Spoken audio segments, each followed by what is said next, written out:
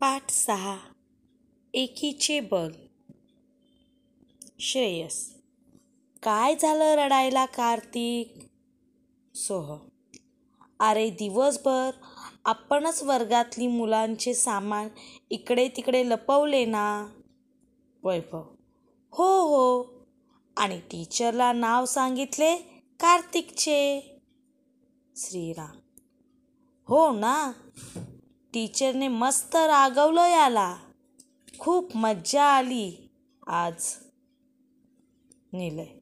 बघितलंस काय कार्तिक? अरे आम्ही मुले सर्व एकत्र आलो की वाट लावू शकतो सर्वांची. सर्वजण. हो हो, लक्षात ठेव, तू या शाळेत नवीन आहेस. श्रीवर्धन. चल उठ रे कार्तिक, सर्वजण खेळूया. कार्तिक.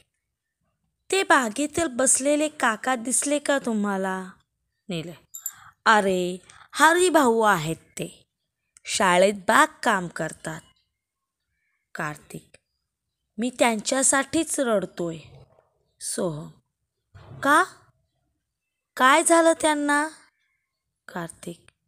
ते एका झाडाशी बोलताना रडत होते. श्रीवर्धन.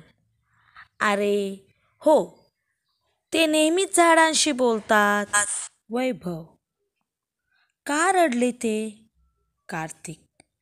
ते झाडास सांगत होते की ते उद्यापासून निवृत्त होणार आणि आता पगार नाही, पैसा नाही, पत्नी आजारी आहे, मुलाला अभ्यासातील काही येत नाही, घर भाडं कसं देऊ? वैभव. बापरे, खूपच अडचणी आहेत त्यांच्या. कार्तिक. काय रे निलय, आपण सर्वजण त्यांना मदत करू शकतो का?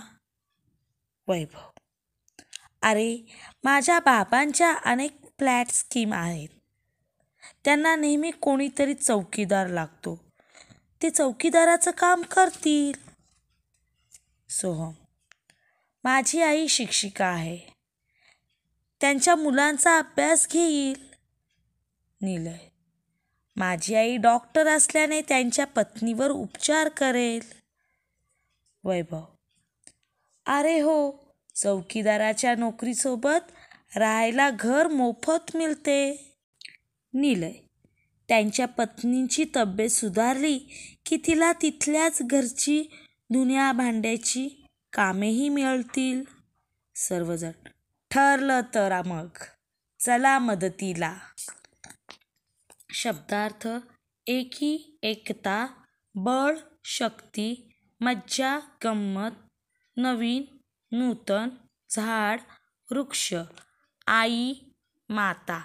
वाक्प्रचार. लपवणे, दडवणे, मदत करणे, सहाय्य करणे. विरुद्धार्थी शब्द. एक, अनेक, एक.